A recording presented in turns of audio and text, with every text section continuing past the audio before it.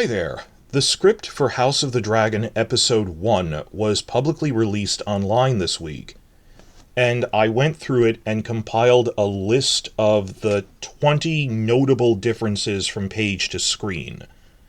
Deleted scenes, reordered scenes, slight changes in emphasis. More often it's a lot of little dialogue trimmed or altered here or there. And this is the full version of this that goes on for a full hour as long as it has to, just for examining the art of screenwriting. Think of this as a live stream. I've recorded it's a full hour. Because I know people want me to cut to the chase, of course, I started by splitting off videos on the biggest differences. I did those first. That there's this big 4-page deleted scene where Viserys and Daemon talk about the doom of Valyria and prophecy, and we know they filmed that. Those I split off into their own videos because they're important. This is the full list. So obviously it's more like 17 at this point, because some of these, like number 21 was the deleted prophecy scenes were so big that I put them elsewhere, so I'll rush through those. Also, I'm re-recording this introduction. My original introduction, I skipped around to point 3 and 16, were actually like overview issues, like Daemon was a little more unpredictable, and their script notes looked like normal script notes instead of what Game of Thrones did. We got their scripts and went, you don't know how screenwriting works, this reads like a novel. That I decided, it split that off because it took up 20 minutes talking about the overview issues. This has no specific agenda, it's just me going through this for the sake of trivia. These 20 points, and for the sake of speed, I'm going to try to do just one slide per point. I highly recommend that, because it's for free, you do this with open in another tab from the links I have in the description box below. Have open the first episode, which is free online on HBO Max's, now Max's, YouTube channel. They put the whole premiere episode up. It's still up there, so if you didn't get it, if you were going by monthly subscription and you're not getting it now because it's the off-season, it's free online. The whole thing is on YouTube. And have open this script, because I'm not going to read off every single line of dialogue, but just point out there's a difference here. As best I can with all this. I'm trying to keep this shorter than 3 hours. I didn't want, sometimes channels do like a 3-hour live stream. I wanted this to be something you could kind of watch in a single commute or something. On your phone, or preferably with your laptop or something. Have open on the YouTube link below Max's link to the first episode, and sometimes just pointing out, look at the camera work, or this is a relic of a deleted scene that they cut, when you see that person walking, or when Rhaenyra and Alicent are walking into the Red Keep, there was originally dialogue, you can see their mouths moving, that kind of thing. So both of these are free resources, the script and the first episode, and just in terms of the art of screenwriting, seeing how they put these things together and move them around. Please frequently pause and cross-check what I'm referring to.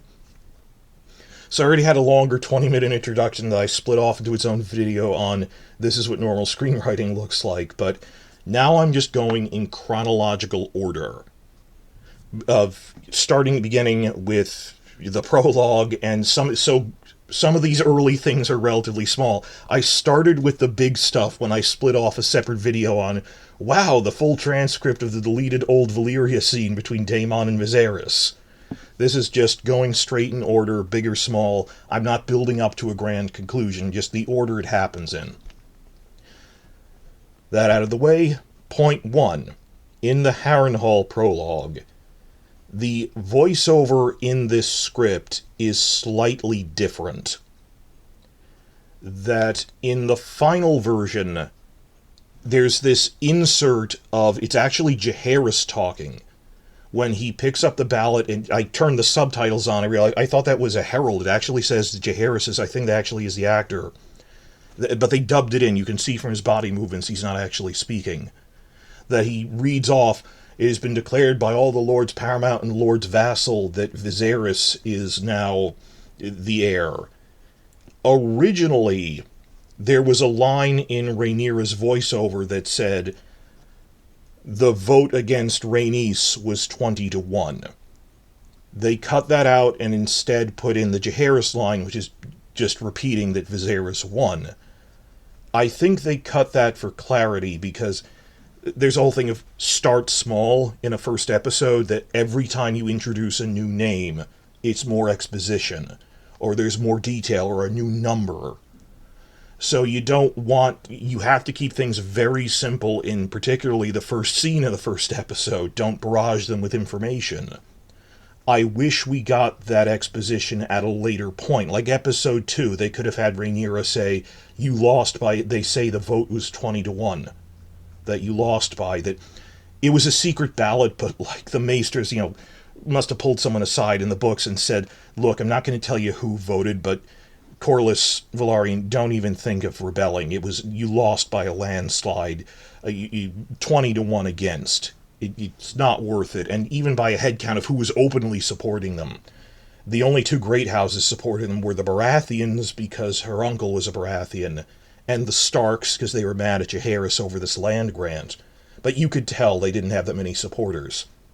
So they changed this one line. I kind of wish they had reworked that detail in somewhere else. And I noticed this just first off. I know this is small, but it's the first difference I noticed in the script. The Rhaenys actress Eve Best remarked in one of the Inside the episodes, oh yeah, she lost by 20-1. I went, when did they tell her that? Because it wasn't a line of dialogue. Well, it was from the original script. The other thing, this was in my original introduction, let me explain it again.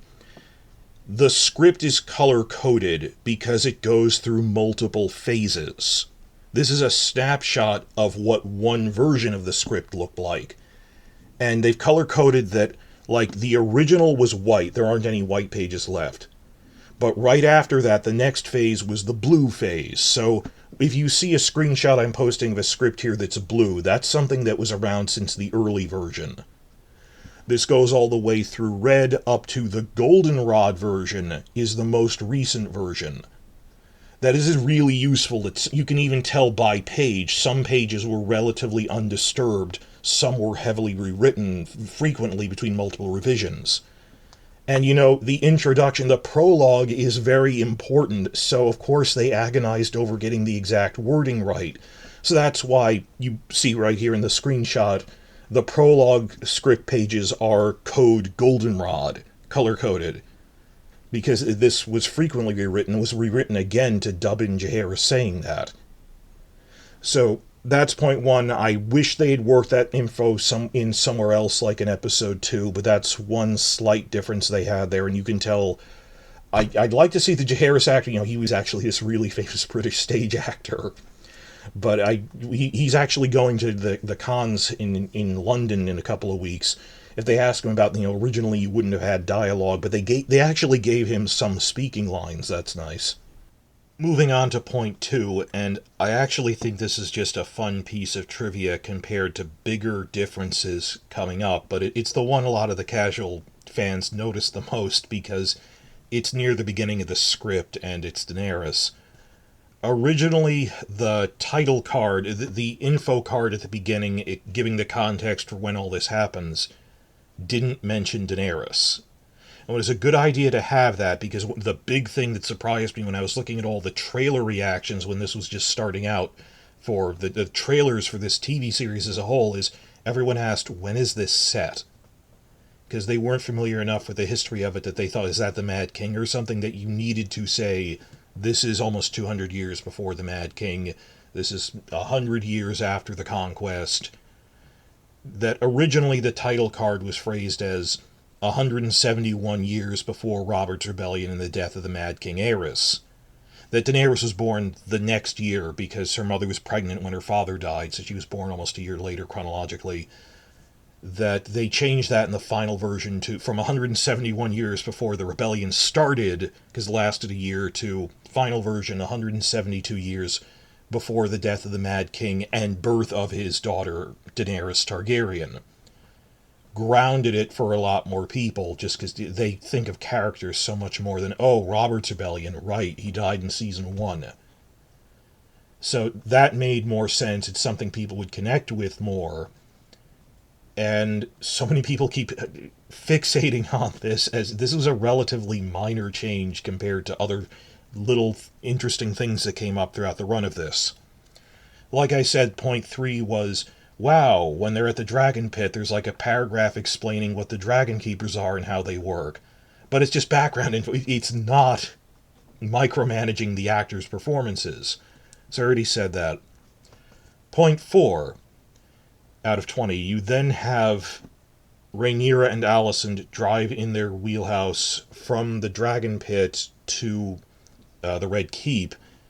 And an interesting thing is, more than once throughout the script, starting in this scene, but at other points, like at the tournament, it notes that it's spring in King's Landing. Wait, this is silly. Remember, seasons can last for years in this world, and they're tied to specific years that we have on the book fan sites running wiki lists of known seasons. Like, the year that Laena and Laenor died was the year of the Red Spring. We really don't know what most of the seasons were, though, particularly during the early reign of Viserys. So just, a little note about, it's spring now. In and of itself, that's a tiny thing, but it raises the question of canon. Which, a bigger example coming up later would be Otto's brother doesn't have a name. Otto Hightower's brother, the Lord Hightower, doesn't have a name in the book.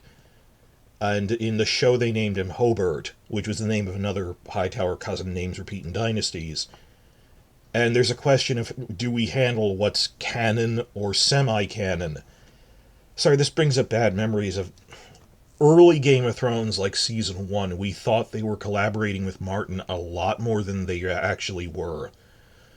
Like in that James Hibbard's book, like there's a point where Martin says, like, they were shutting me out almost since the beginning. Like on the pilot, they weren't asking him lore things when he was standing in front of them. And how excited we were, like at every time a new detail was mentioned in Season 1, we assumed it came from Martin himself, or at least had his go-ahead, when they'd just be making up names and stuff that could not happen, like Maegor the Third, or wars that couldn't fit together because the timeline is messed up. So how canon are things in just the little thing if they mention that it's spring, which fits entirely. It's the spring, everything's in bloom, everything is happy, Emma hasn't died yet, it's all the Nights of Summer thing. But like things like Hobart's name, or later on there's like a little detail about Emma Arryn. Like, the books never say exactly how Jane Arryn is related to Emma Arryn. We think, based on ages, that Jane Arryn's father was Emma's half-brother, because Lord Arryn remarried to Daela Targaryen later in life. But that's not necessarily true, that someone, a brother could have inherited, or an uncle could have inherited, a nephew. The Arryns have a lot of succession crises, so I think that her father was Emma's half-brother, but that isn't, like, confirmed. And then the end of Season 1, Rhaenyra loosely says, she's my cousin through my mother. But what degree, that we have to... They're probably going to narrow it down in Season 2, just little points where they mention things that are not from the books, but don't contradict anything. We usually say, that's semi-canon, of, okay, it's spring. But they mention that more than once and consistently. The next big thing, and a lot of people have taken note of this, is point 5. When Rhaenyra and Alicent are walking arm in arm through the Red Keep, up the stairs, and it's a real 3-tiered set they built for that, there actually is dialogue. And if you look closely, rewatch that scene, you can see their mouths moving. There was supposed to be dialogue in that scene. They probably filmed this. It was filmed with dialogue. They just play music over it in the final version and switch to wide shots, because you film more than one angle. And the dialogue is described as almost flirty, and people are reading so much into that. It's like Rhaenyra going, "Oh no, I'm late from dragon riding, Mother will be angry. I guess I'll need you to be my sworn protector and knight." And she's joking around. Like, if you've been around young girls like that long enough, or just relatives I've had, that, like, it's subtle and hard to tell when young women are joking, you'll be my big strong protector, when they're being sarcastic or real Real homosexual women don't talk like it. It's over the top play acting, guys. And the bigger thing is, even the Alicent actress, young Alicent actress, said in a recent interview, I think it was at the For Your Consideration thing, said, guys, when people asked, did I play it as they're in romantic, I think you could interpret it that way if you want to, because when you're young, you have intense relationships and don't really know the boundaries. But I just left it ambiguous enough, and people read into my comments and spun it out of proportion. So I'm not shutting down people who interpret it that way. It's just, she said I was ambiguous. Leaving it open to that interpretation is different from I definitely played it that way. That's the point of just reading it. You could. I'm not trying to shut you down. It's just, this isn't definitive, and it's not really a giant revelation, anything more than the actors already said. Of, they're kind of playful with each other, and you wonder if could it be a romantic, almost it's an intense friendship. You're not really sure. Some of this dialogue was transposed to her talking with Emma about what dragons smell. Oh, you smell like dragon from all this. There's one or two cut lines from Emma with, she actually asks her mother, well, how could you tell I smell like dragon? She goes, never underestimate the nose of a pregnant woman, as if this has heightened her senses. But in the next scene, her father also notices she smells like dragon on her, even though she changed her clothes, so that doesn't really make sense. But like one or two lines about, you need a bath, you smell like dragon, were then shifted to Emma at the end of that, because it goes right from them walking in the Red Keep to they go straight to Emma. So that's how that played out. It was slightly different there. But there was dialogue in it. It didn't quite flow. You get the wrong impression that they shouldn't... If you have them being that playful right away without context, you can't tell... Like, the fact that this is our introduction, this is like the second scene they're in. You can't tell they're being sarcastic and joking around. If they did that by, like, episode 2, you could tell, I have a baseline for how they're normally acting, that this is them goofing off. That you don't have someone act out of character that early on, of just being playful and jokey. You can't tell what they're normally like. So I think they should have cut that just because, or at least moved it to a later point. That it doesn't make sense to do it that early. Point 6. This is really interesting because it wasn't a deleted scene, but it's throughout the first small council meeting. A line here and a line there are trimmed for time. And they add slight nuances to how it's doing, but it's still basically the same scene, and it's not longer as if there's something you could add back. This isn't something you could put in a deleted scene, because it's like back and forth, 5 people. Instead of having 2 lines, 2 lines, 2 lines, 2 lines among them, it's 2 lines, 1 line, 2 lines, 1 line, that they took out every other line like that. And the one couldn't replace the other. I actually like the final version better. Corlys is a little more forceful in this version. Not unreasonably, that it's not just that you see that Viserys is eating breakfast in the final version. In the script, they're all eating breakfast, to the point that there's plates and cups all over the small council table, and there's no room for paperwork, which I guess is supposed to be symbolic.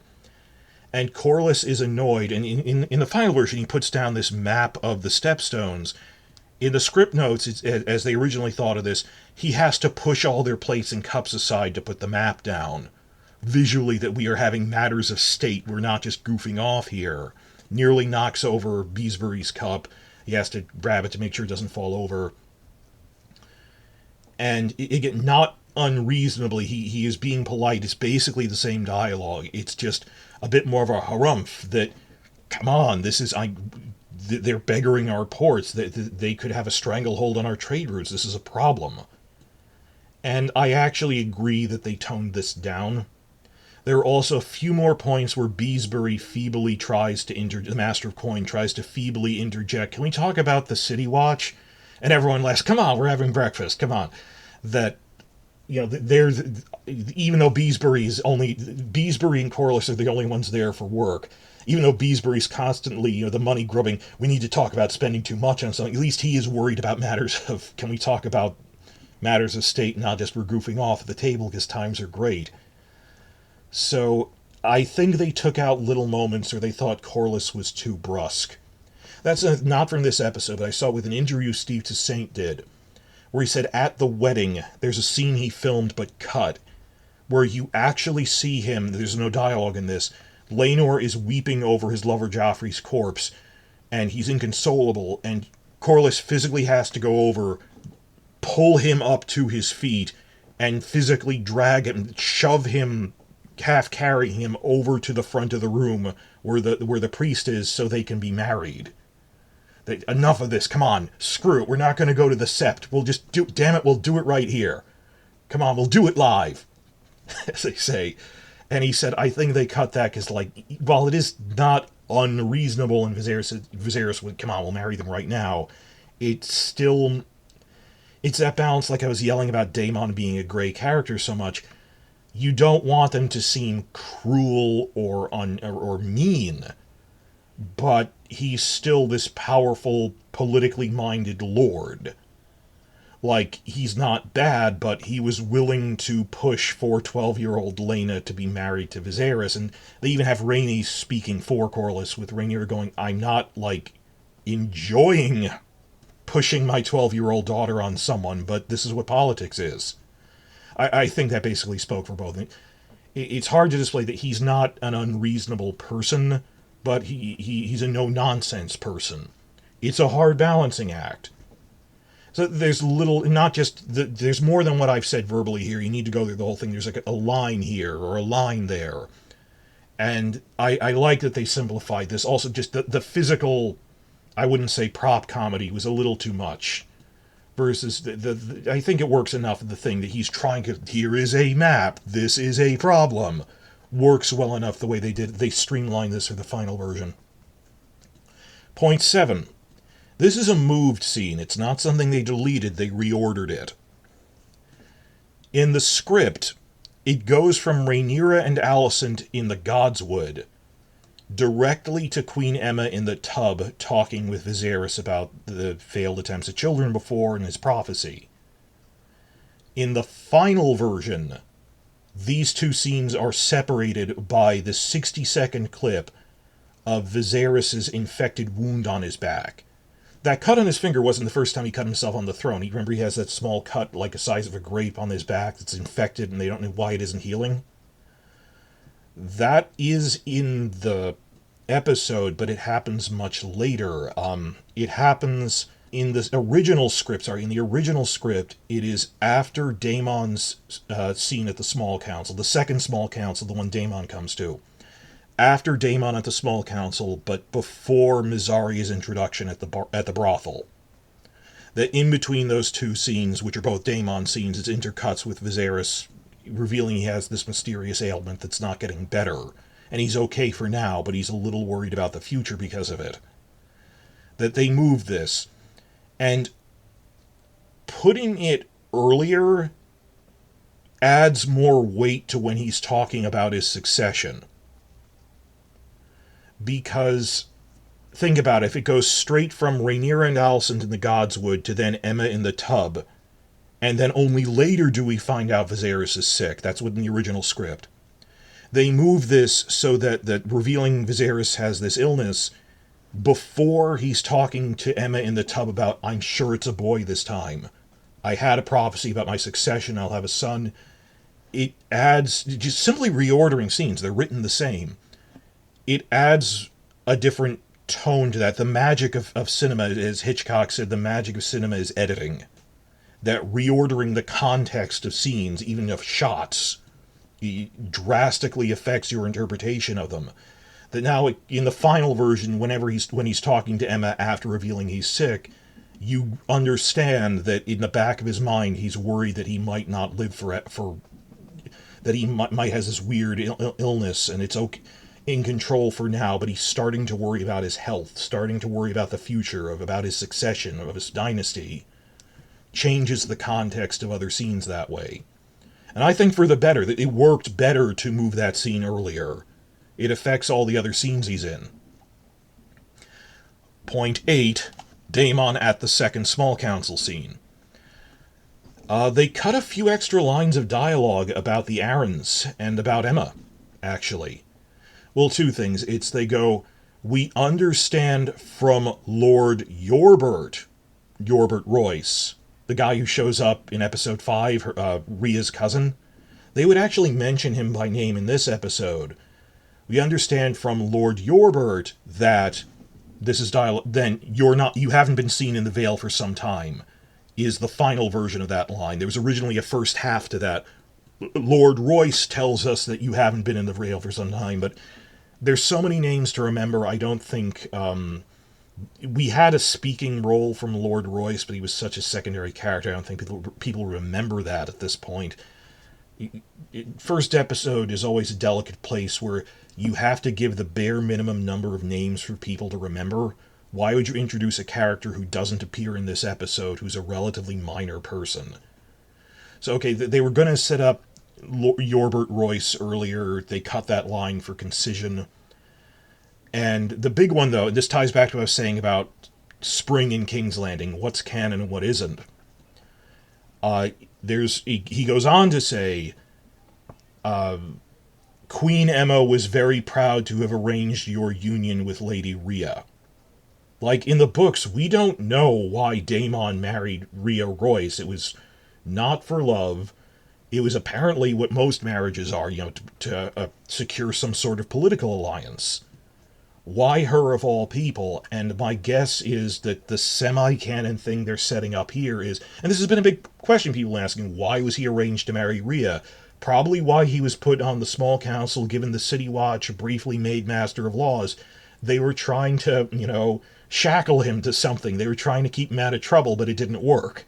They were trying to force him to be attached to something. He doesn't act like he's married. That it was another failed attempt to send him away to the Vale. Later, actually, in the throne room scene, you only ever sent me away to the Vale, to the City Watch. Therefore, they were trying to shove him away to the Vale, even though, the Royces are one of the most powerful vassals in the Vale of the Arryns. Emma is herself an Arryn. Her mother was a Targaryen, her father was an Arryn. Maybe Queen Emma saw this as a favor to the Royces. My most powerful vassals, you'll get a marriage to my brother-in-law, who's a royal prince. But this is a new idea they've introduced of saying it was actually Emma's idea. So that isn't a book thing. We'll see about that. So point 8 is little things at the small council about Daemon and Rhea Royce, which add a little more context, and I think they should have left this in. But it got cut for time and concision, I get that. Point 9. This is actually a string of things I've put under one headline. The Heirs tourney has a couple of trimmed scenes and trimmed dialogue. Nothing big, and there's like half a dozen of these. I just lumped them under that. By the way, we were calling it the Heirs tourney. It is in the script capitalized, capital H, capital T, the Heirs tourney. Let's see, there's actually 6 points here. First, they do mention that there's supposed to be 200 knights from every house and hedge, great and small, has come to this. And you have to remember that they explain this in the behind-the-scenes things. There were major COVID limitations to filming Season 1, and these particularly affected, a big stadium crowd for a tournament. And I think they handled it pretty well when they explain how we had to use digital doubles. People had to be 6 feet apart. We had 20 people 6 feet apart. We had to represent thousands of people in the stands. So certain crowd shots they were in the script they couldn't do. This will come up again. And I don't blame them for that. It was COVID. So it mentioned there's 200 knights from everywhere in the hedges, great and small. There's a note in this that Laena is 12. And they later say in dialogue she's 12.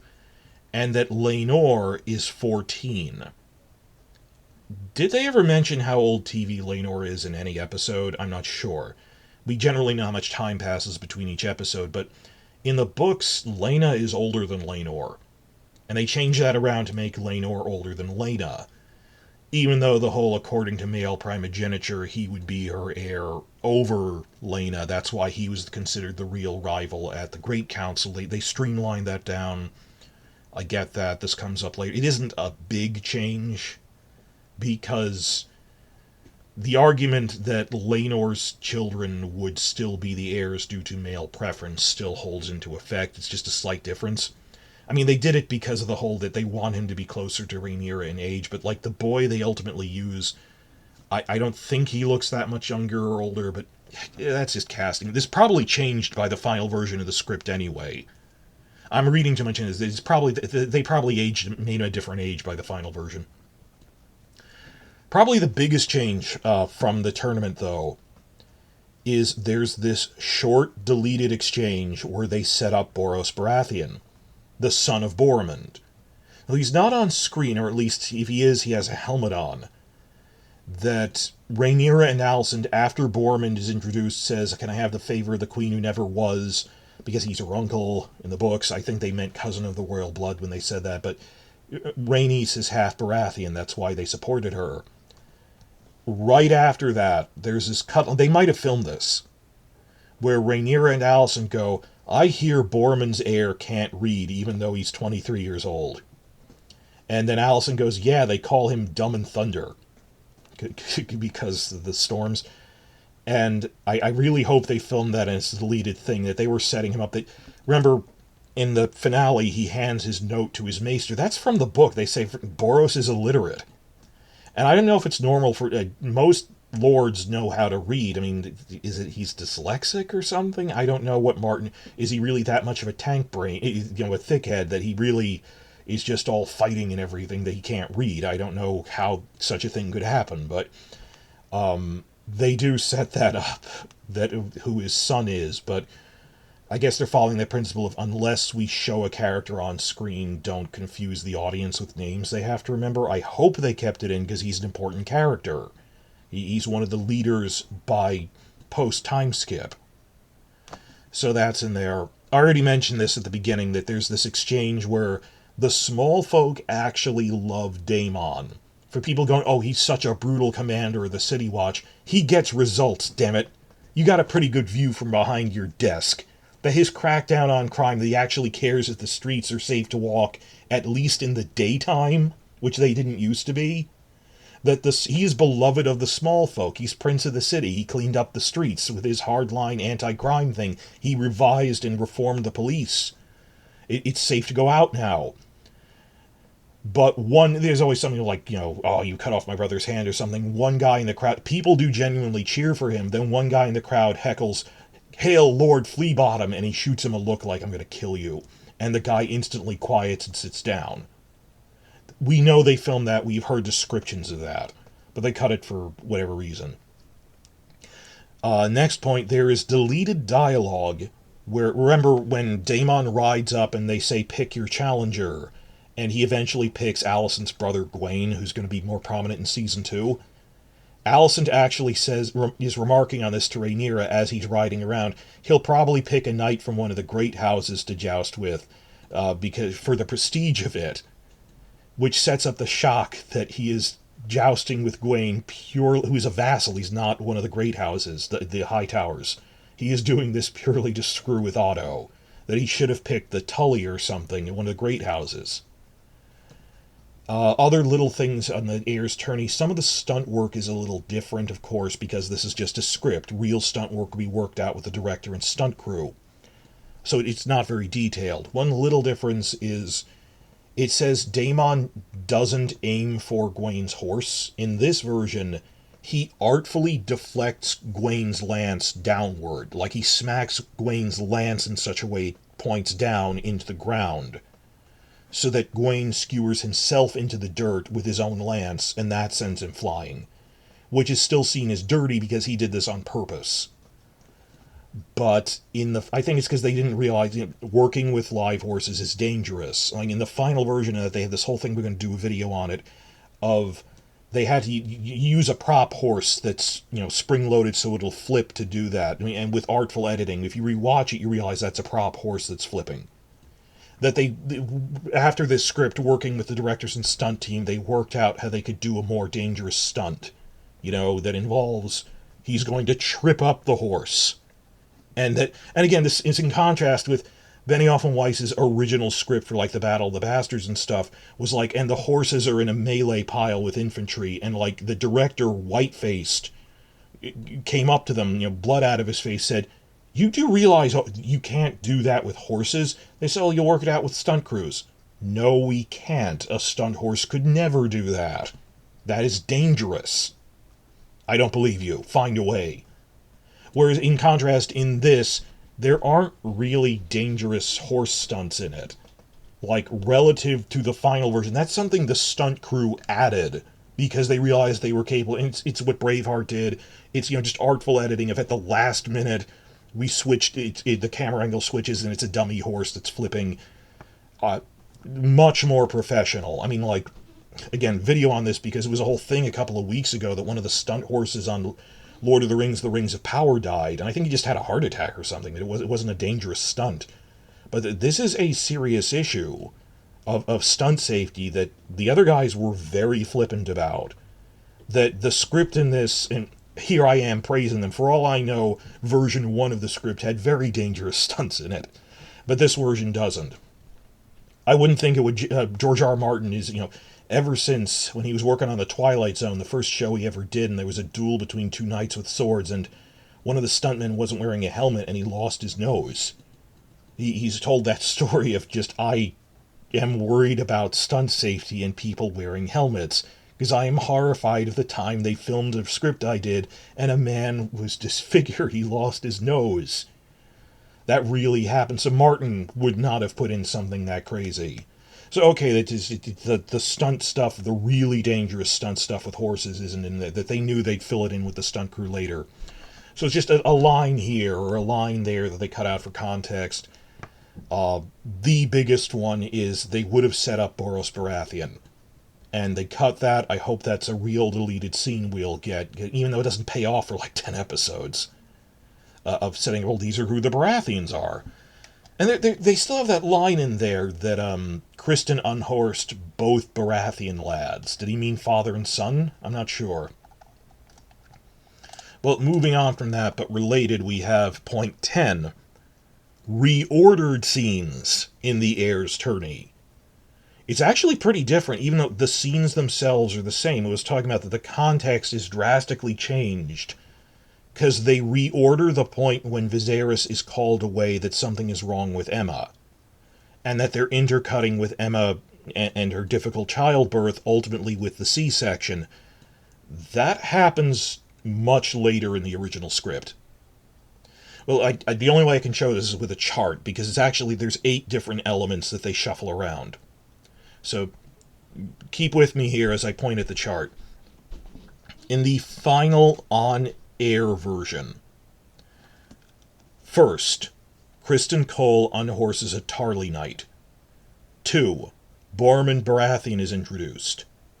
3. Rhaenyra and Alicent gossip about that Eleanor Stokeworth is pregnant. 4. Bormund is unhorsed by Criston, and Rhaenyra asks Harold who he is. 5. Daemon versus Gwaine Hightower. 6. A maester arrives who whispers to Otto, who then whispers to Viserys that something is wrong with Aemma, and he leaves. Then we have, I call it the day turns ugly montage. And Rhaenys goes, and the day turns ugly. And people had a problem with it. What? It's violence. What? You can show a man's face being cleaved in with an axe, but you can't show a sex scene between a loving husband and wife? What kind of values are that? I don't know. But that it was exposition that Rhaenys is saying there hasn't been a real war in 70 years. They're all green boys playing at war, and they're frustrated. The day turns ugly montage. And that's intercut a bit with the difficulty of the pregnancy, but the C-section itself doesn't happen yet.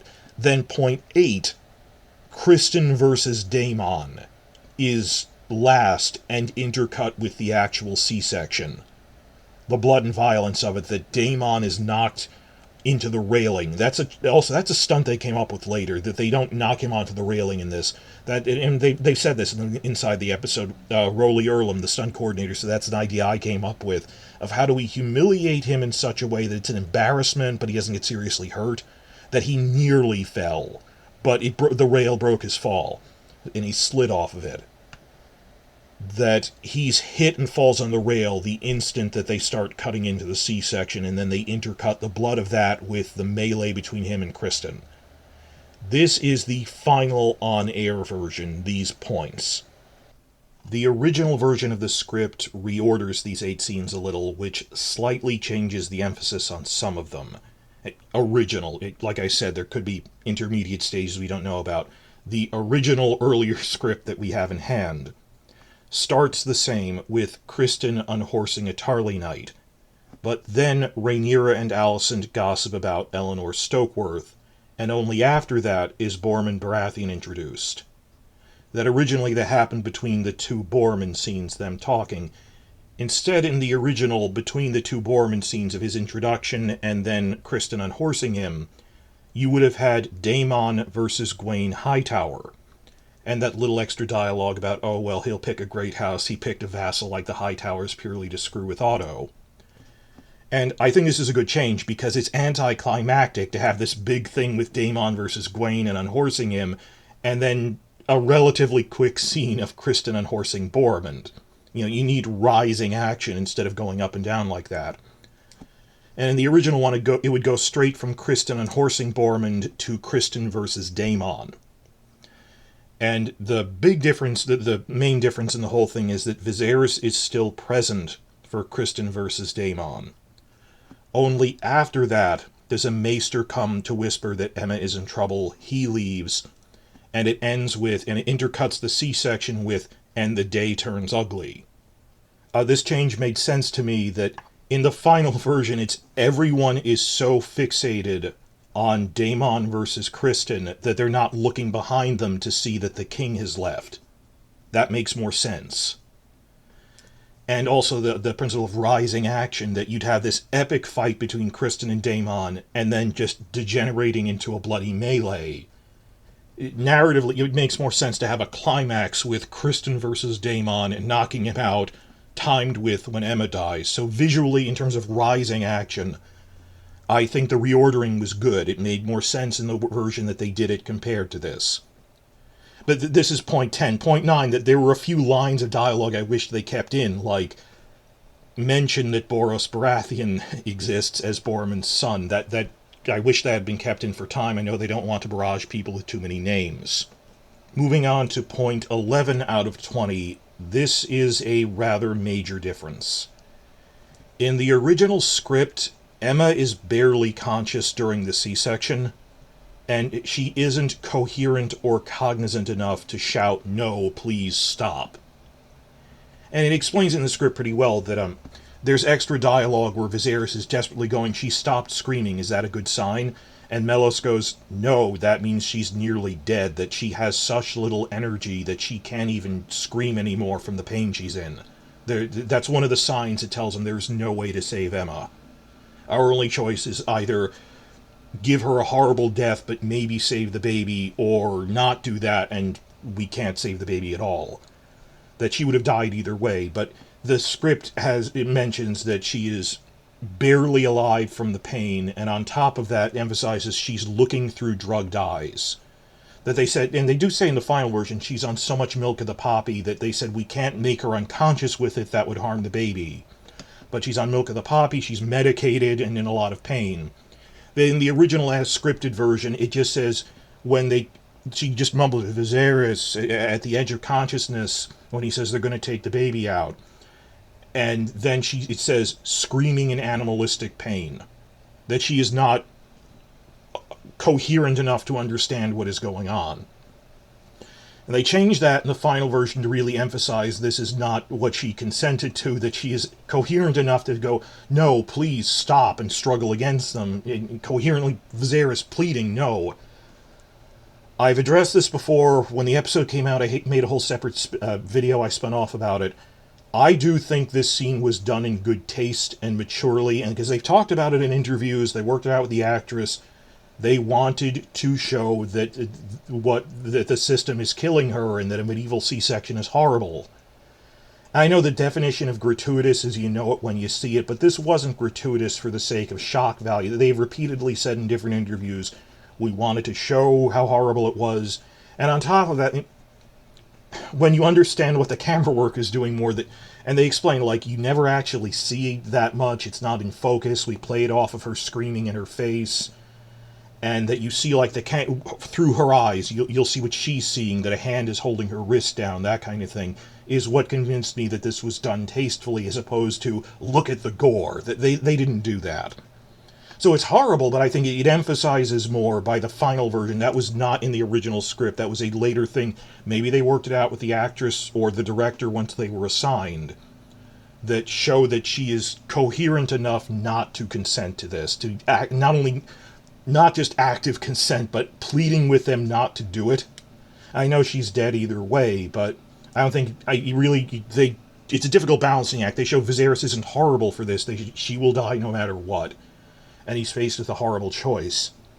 But this ties in with the tournament stuff that it's intercutting with. Certain stunt work things like that, they obviously worked out when they were actually storyboarding it and filming it with the actors, that we can do a worse version of the C-section where it's more horrible, that she's screaming and she knows what's happening, that you can work out more complicated stunt work with he's actively tripping Gwain's horse, and the fight is a little different with Daemon, that he isn't, that's another little thing, that he isn't just grandstanding and hits and Kristen outright beats him, that they worked out the beats of the fight a little differently. Also, I think this was a change for the better in terms of realizing what they were trying to achieve with this. Point 12 out of 20, and the rest of these aren't that big. 12 out of 20, deleted scene we know they filmed. There's no dialogue in this. Rhaenyra comes to the empty birthing chamber, and by the time she gets there, Emma's body has been removed. But the white sheets are soaked with blood, and it says in the script notes, it looks like someone slaughtered an animal in it. And Viserys is just sitting in a chair next to the bed, utterly stunned and unresponsive. Rhaenyra comes up to the door, gapes in horror, realizes her mother is dead, can't bring herself to cross over the threshold of the door to go to her father, and walks away angry. Then Mellos comes in. There's one line in dialogue. Viserys goes, "How is baby Balon?" But Mellos is ashen-faced. And they've talked about that. They said that there would be a scene where Mellos comes back and they react to that. They say the baby died before you see it at the funeral. I'm actually happy they cut this, because I think it was more impactful to just suddenly cut to the funeral and see the baby's body there too. Was more impactful than playing off of an actor's facial reaction. So another point to them. I didn't even think of that until I was recording this. It's not even showing off Mellos acting like that. That's what the Doctor would do if that happened. It's more impactful to show it than have a face reacting to it. That, show, don't tell and everything. Point 13, another minor point. Originally as scripted, and remember they scripted this a long time ago, the funeral was supposed to be on Rhaenys' Hill. Well, it says Rhaenys' Hill, I guess that means the Dragon Pit. But it says on Rhaenys' Hill with hundreds of spectators, not outside of the city. And in the final version, it's like within sight of the city, on a cliff by the sea, and there's a couple of dozen extras spread out, who are the high nobles, but not like the whole city. And the obvious conclusion is that this was due to COVID lockdown.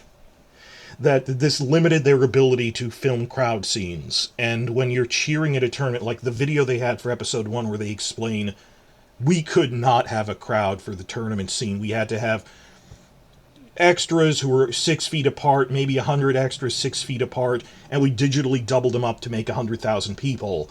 And I didn't notice, they did a good job of this, but they had to really work around that. They could not have a big crowd of extras like they wanted to.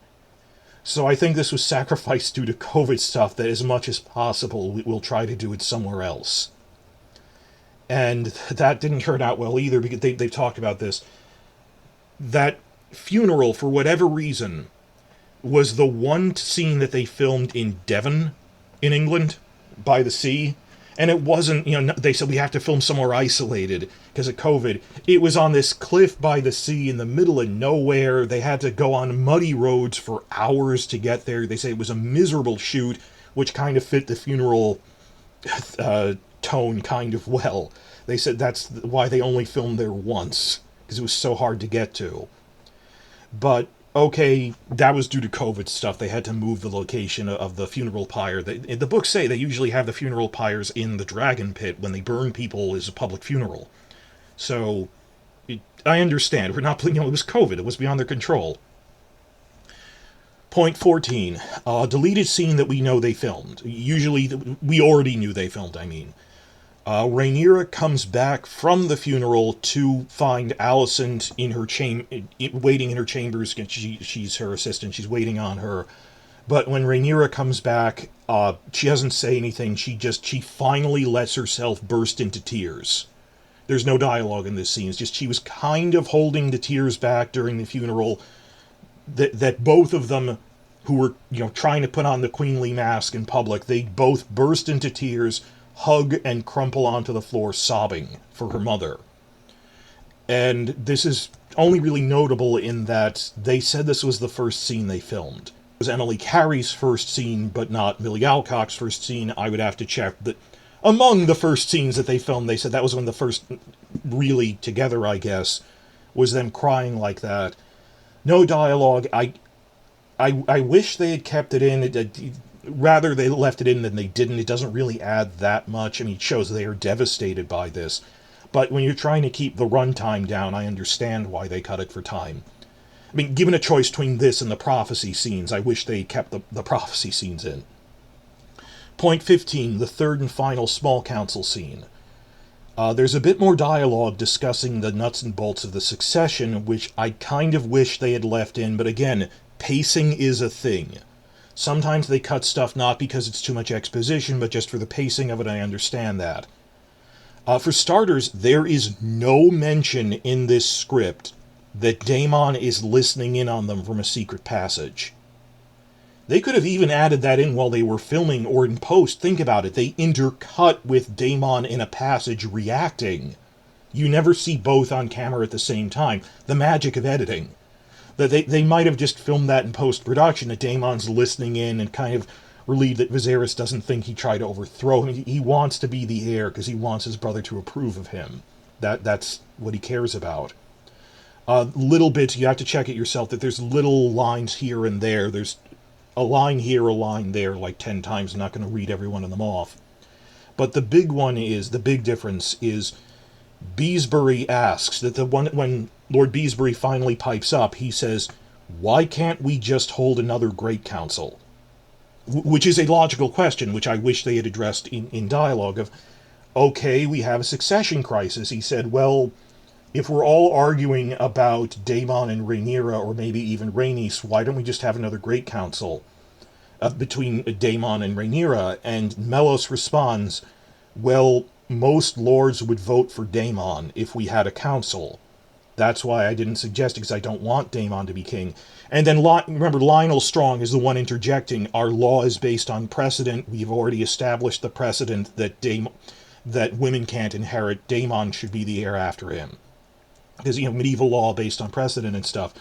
So Beesbury goes, why can't we just have another Great Council? Mellos goes, because everyone would vote for Daemon. He'd win, or most of them. And then Lionel Strong angrily cuts him off. Yeah, they'd vote for Daemon because it's the precedent we already set, and it's the law now from the first council. And then they start arguing more, but I wish they had left that in, or just, well, why didn't we call another Great Council?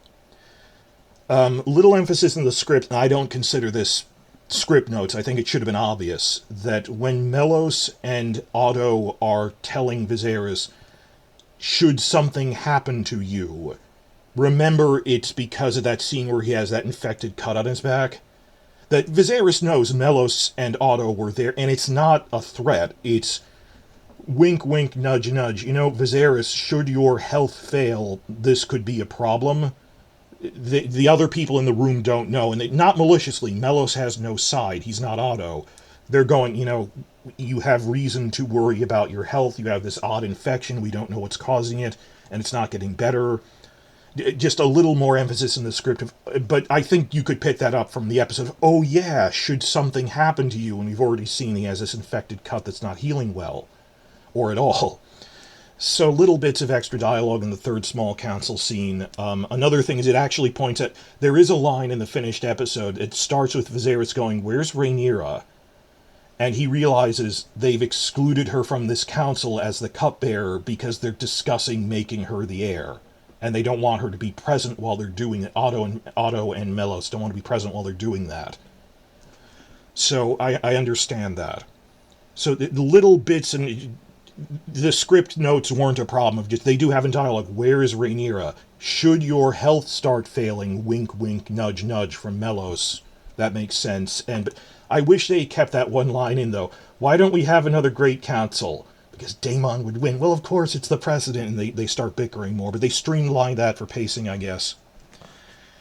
Point 16, like I said, I already split this off, of talking about the script as a whole. It is hard to tell what Daemon is thinking, and he is very mercurial, and he's a lot more violent. I already talked about this. I decided to split off the introduction to this as a separate video. That when you see him in the brothel, Mysaria tries to console him. He swats her hand away, and there's this line. He doesn't know whether to, after she consoles him, he doesn't know whether to slap her in the face or break down crying.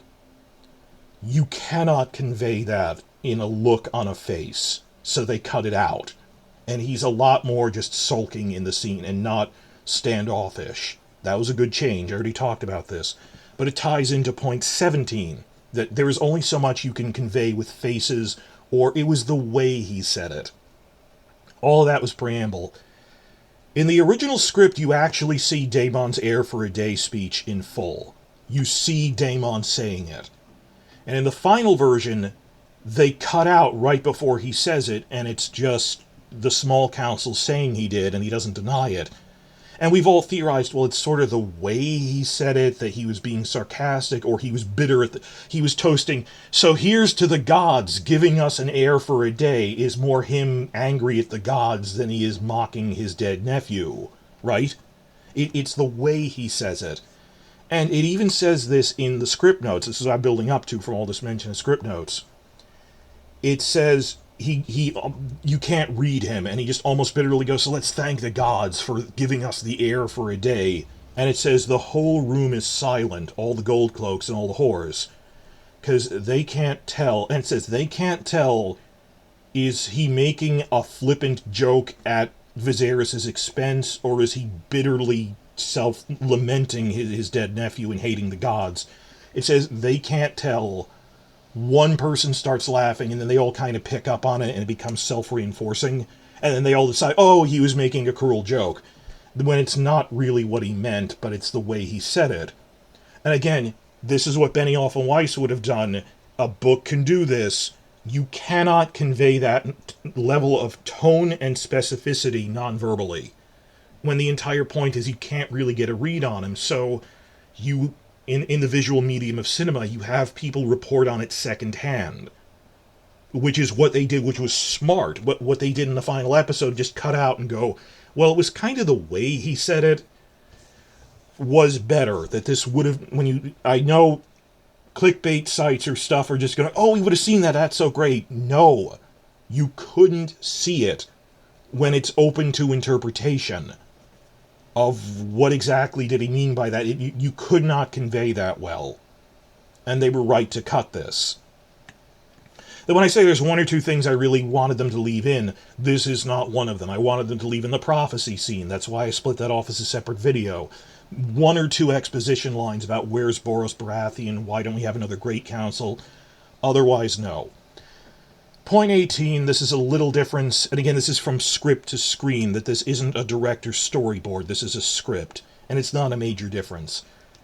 The scenes aren't quite as intercut as much between Rhaenyra's investiture, her father telling her about the prophecy, and Alicent clothing her in those ceremonial robes.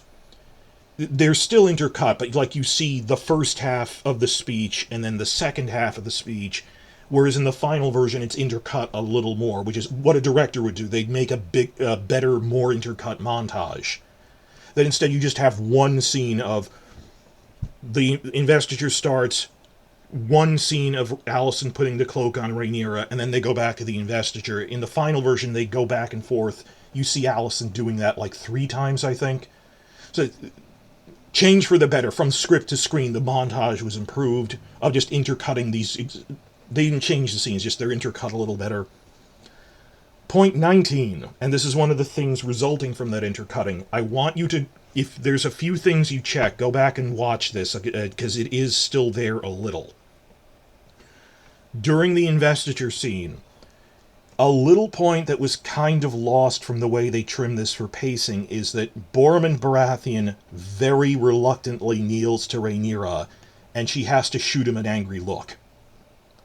And when I went back and checked, you see the climax. They left in the climax that she's shooting him a look. This scene should have been like 10 to 15 seconds instead of 3 seconds. Remember, they said, we saw earlier in the same episode, they thought Rhaenys is half Baratheon. They thought Rhaenys should be queen. And here's Viserys breaking the very inheritance rule that put him on the throne. They are not amused.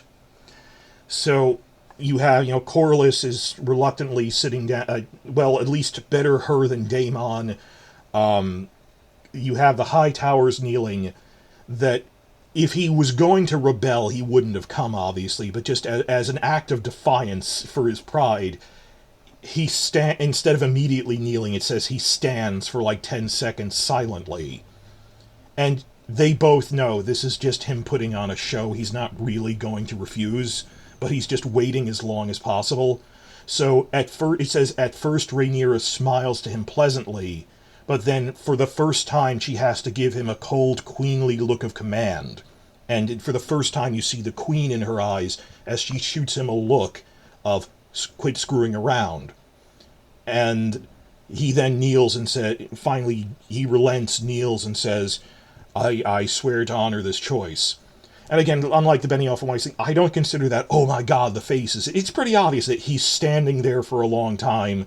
She's smiling, then stops smiling, shoots him an angry look, and he kneels. That isn't playing off the face. It's pretty obvious when someone is smiling, then stops and starts glaring at you angrily when you're pulling shit. So I wish that was... It's in the final version, but instead of the 10-second build-up to it, you just see her shooting him a look as he reluctantly kneels. You need to rewatch it to get the full... It is in there. Just they took away a little bit of the build-up, which I wish they had left back in. Because they were building up that there's certain groups that weren't, who voted against the Great Council. So that was in there. Oh, another thing about the investiture is Daemon was there at the start of it, in the script. That it says he's hanging around at the back of the throne room, which has hundreds of people in it, just looking from the door, one of the doorways, from the antechambers. Rhaenyra notices him, that he sees that, all right, it's been done. Because remember, this is dozens of major lords are here for this. It takes hours to do this. So, he's there at the start of the ceremony, but halfway through he leaves, that when she looks back and realizes he's left... You might want to cut that just for the pacing of the scene. I wish it was in, but okay, if it disrupted the flow, fine. That he's there at the start of it, leaves halfway, then you see him leaving on Caraxes. And lastly, and other people have picked up on this by skipping to the end, point 20 out of 20, we're at the end here. The final shot in the finished version is, it closes on Rhaenyra looking at the camera. Final version would have been her dragon Syrax rousing in her den, that, the dragon is awake. And that ties in with the season finale, episode 10, would have ended with Rhaenyra giving that look of rage into the camera that Luke is dead. And then they said in the storyboard, you already knew this, it would have, then Syrax would have roared. We would have cut to Syrax in her den roaring in anger. So the ending of episode 1 and ending of episode 10 were always meant to be match cuts, mirroring each other. But originally they were both of Syrax, cut from Rhaenyra to Syrax because of the psychic bond, and Syrax roaring and glaring. They changed it so in both, it's Rhaenyra in the first one and Rhaenyra in the 10th one, staring into the camera. And you hear a dragon roar over the credits. I like that version better than... we know what a dragon looks like. You don't need to do that. It seems a little gratuitous. So those are the major differences from script to screen. I think it was improved. There's one or two things, like the major differences are a few lines about the prophecy, the old Valyria scene, which is 4 pages long, of just, do the gods have a plan, or was Daenerys the Dreamer just lucky, and it's what convinces Viserys that Daemon doesn't believe in prophecies? I really hope they release that someday. That was the deleted scene from this. There's other ones, that's the big one. Like, you could even say, well, we'll trim some lines that they didn't know about the White Walkers, because I think in Season 2 they'll say that Rhaenyra put 2 and 2 together, that it must be the White Walkers, but other little things like Rhaenyra and Alicent's dialogue going into the Red Keep, we didn't really need. You don't have people being playful in their first 2 scenes, because the audience won't get a feel for them. 1 or 2 lines, which, they shouldn't introduce the Royces this early, but mention that, well, your wife was picked by Aemma Arryn. They should have moved that to another episode, at least. I don't think it should have been in the first episode. That should have been in a later episode. Wish they had introduced Boros Baratheon, because as a faction leader for the Baratheons, he's kind of important. They were right to cut the heir for a day thing, because you cannot convey nonverbal information like that. Little things here and there. So overall, this was improved. It looks like a normal script. It doesn't look like there's these hyper-specific things conveying the way the actors should say it, which normal scripts don't do that. With paragraphs on their mental states, trying to micromanage the acting, that I am capable of writing a scene where a character doesn't speak and conveys exposition. No one can do that. And you know what else isn't in this script at all? Bizarre cursing and pop culture references. Remember Her Satanic Majesty's request? When, without context, you'd have to Google, that's the name of a song cover, the cover art for a song that they think the Daenerys framed by dragon wings looks like, and they just assume, it's a whole theory of mind thing, that Benioff either doesn't know or doesn't care that other people aren't in his head and don't understand what he's referring to. Or they'll even say, oh, the Sansa in this shot looks like the girl with the French lieutenant's wife. And if Sophie doesn't know what that is, she'll have to effing Google it. Why did you even say Sophie will have to Google this? Apparently you know that people don't understand. This is come up in discussion, they don't know your references. But beyond just the pop culture references, it's when you actually read a Benioff and Weiss script, there is constant cursing in the set directions, like at the end of season 6, when Daenerys, they go, your reign of tyranny is at an end, Daenerys, and her thoughts are, no, motherfucker, my reign of tyranny has only just begun. He'll shoot her a look like, no, motherfucker, I'll do this. I think Benioff is constantly cursing to try to impress people that he's a tough guy. And I don't think he even does it consciously. I think it's just the way he talks. Like in everyday life, we've seen in other videos, he curses a lot.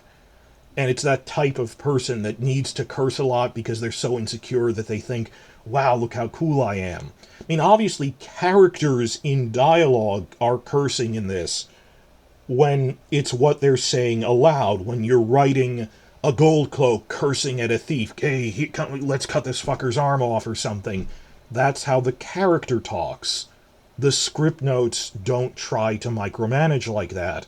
Or they'll shift into, and her inner thoughts are, no, motherfucker, my reign. You don't do that. You do not put mental states in a script. Rarely you say the tone they said it in is this.